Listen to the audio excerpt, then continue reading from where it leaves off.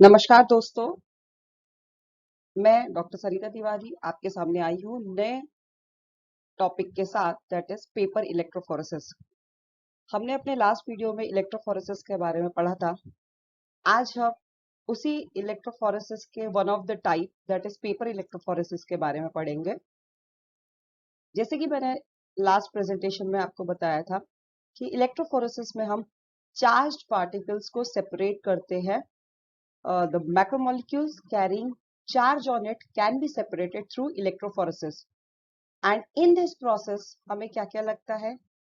एक electric field, sample, buffer and sample को flow करने के लिए एक हमें मीडियम लगता है.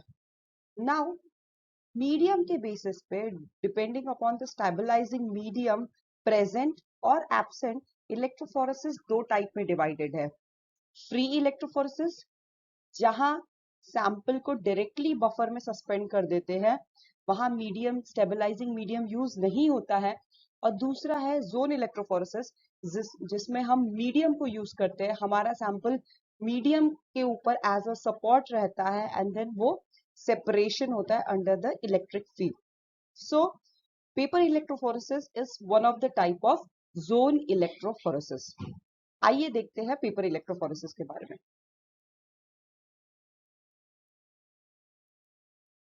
नाउ पेपर इलेक्ट्रोफोरेसिस का हम प्रोसीजर की बात करें तो जैसे कि नाम से ही पता चल रहा है कि यहाँ पर paper is used for electrophoresis.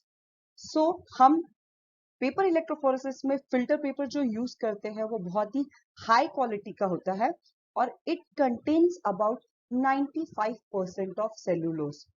उसकी सेलुलोज कंटेंट ज्यादा होना चाहिए, जो ज्यादा से ज्यादा कैपिलरी एक्शन के लिए अच्छा होता है. हमारा सैंपल जो है वो पेपर में जो पोर्स प्रेजेंट होते हैं उसके थ्रू मूव करता है एंड उसमें सेलुलो इम्प्योरिटीज लेस होना चाहिए, सेलुलोज कंटेंट ज्यादा होना चाहिए.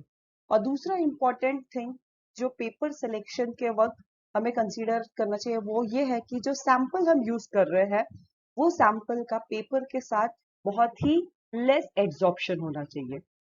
अब एड्सॉर्प्शन ये वर्ड का मतलब होता है temporary sitting of any substance. ठीक है, एब्जॉर्प्शन जो होता है वो परमानेंट होता है, वो एनगल्फ होता है. एब्जॉर्ब होना यानी किसी चीज पे परमानेंटली सेटल होना, लेकिन एब्जॉर्प्शन जो होता है वो टेम्पररी सेटलमेंट होता है. So if will apply some forces it will remove from the surface. So sample का पेपर के साथ लेस एड्सॉर्प्शन रहना चाहिए, तभी वो अच्छे से सेपरेट होगा.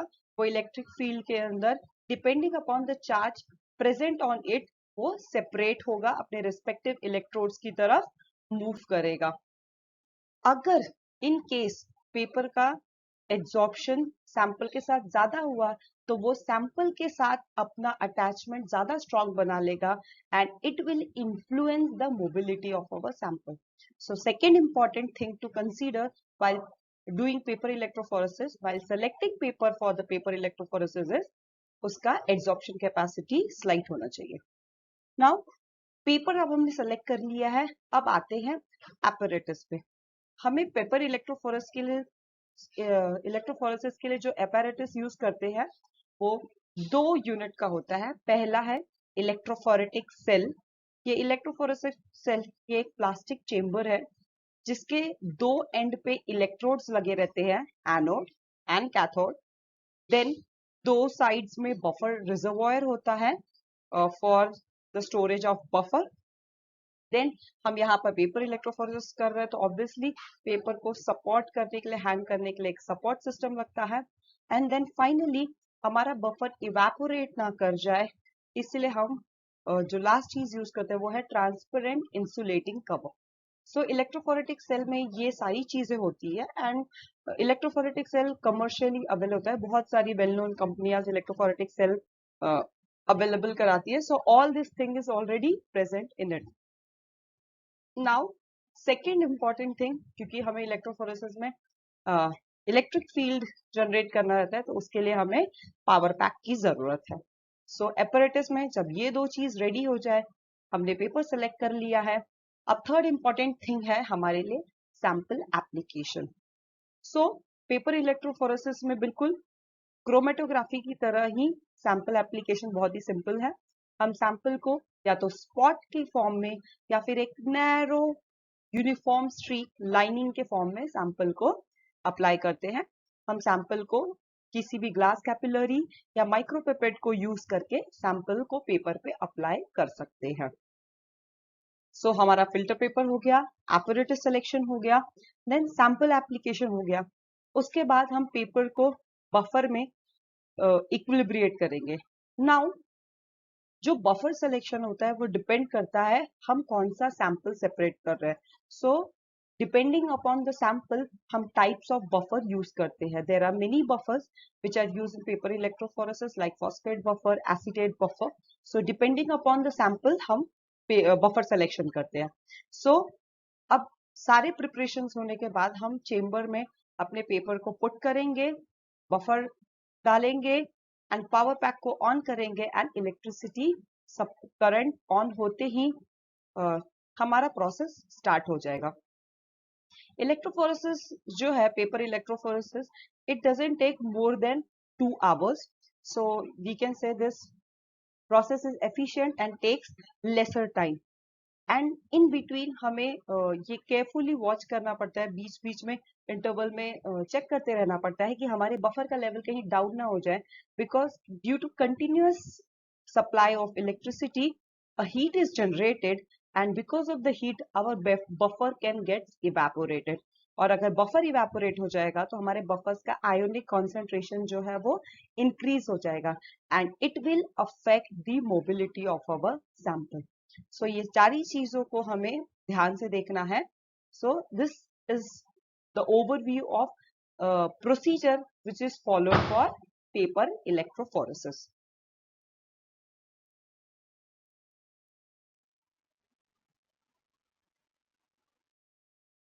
Now depending upon the mode, paper electrophoresis दो टाइप पे डिवाइडेड है, that is the horizontal paper electrophoresis and vertical paper electrophoresis.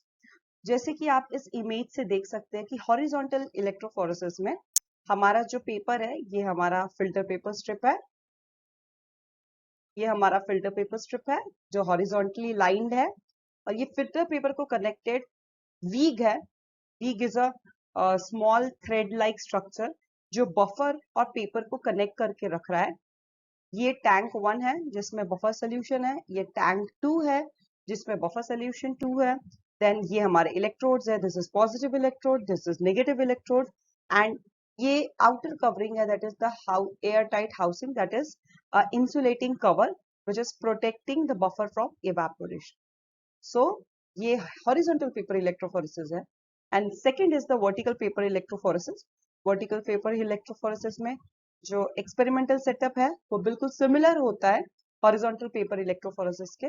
Just आप देख सकते हैं कि जो पेपर का पोजीशन है वो वर्टिकल पोजीशन में है 90 डिग्री एंगल में एंड जो हमारा सैंपल होता है वो सेंटर में प्लेस्ड होता है। Okay, this is the sample application point. So this is the basic difference between the horizontal paper electrophoresis and vertical paper electrophoresis.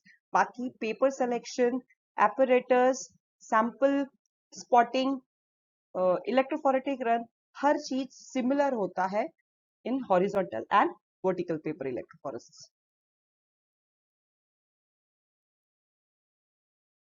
Now after completion of electrophoretic run, it's time to check कि हमारा sample क्या है। Qualitatively as well as quantitatively उसे check करना जरूरी है।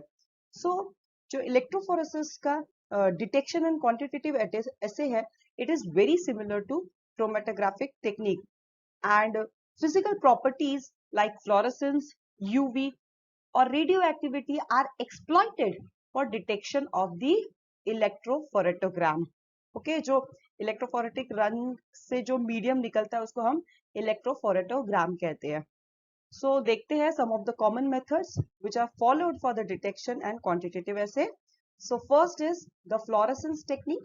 इसमें हम जो सैंपल होता है उसको इथिडियम ब्रोमाइड के साथ स्टेन करते हैं, and because of staining with ethidium bromide जब हम इलेक्ट्रोफोरेटोग्राम को यूवी लाइट के नीचे विजुअलाइज करते हैं तो वो हमें फ्लोरेसेंट कलर में दिखता है, जिससे हम डिटेक्ट कर सकते हैं कि yes it is present, and this method is specially for the DNA sample. Second is the UV absorption. इसमें जो प्रोटीन्स एंड न्यूक्लिक एसिड्स होते हैं उनका लैम्बडा मैक्स 260 टू 280 नैनोमीटर के रेंज में होता है. सो इस चीज को एक्सप्लॉइट करते हुए if we are doing proteins and nucleic acid detection, we can go with UV absorption spectrophotometer. Third is the staining method. This is especially for the SDS electrophoresis. Different dyes like bromophenol blue, methylene blue, they are used. Electrophoretograph को हम stain करते हैं, and after staining we observe it in the UV light. Sometime what happens कि जो sample होता है वो diffuse हो जाता है staining के वक्त, तो हम उसे observe नहीं कर पाते. तो in that conditions हम sample को stain करने से पहले fixative agent के साथ treat करते हैं, और ये फिक्सेटिव एजेंट सैंपल को अपनी जगह पे फिक्स करके रखता है, and after staining we can visualise the sample. And the last method is the quantitative estimation. यहाँ पर हम स्टैंडर्ड चार्ट्स होते हैं, हम just by visualisation by our naked eye हम कलर के डेंसिटी इंटेंसिटी के बेसिस पे बता सकते हैं कि सैंपल जो है कितने क्वांटिटी में प्रेजेंट है by comparing with the standard chart. So these are the common methods which are used for detection and quantitative assay of paper electrophoresis as well as some other electrophoresis also. So this was all about the paper electrophoresis. Hope you have liked this video and you have understand this topic very well. Thank you.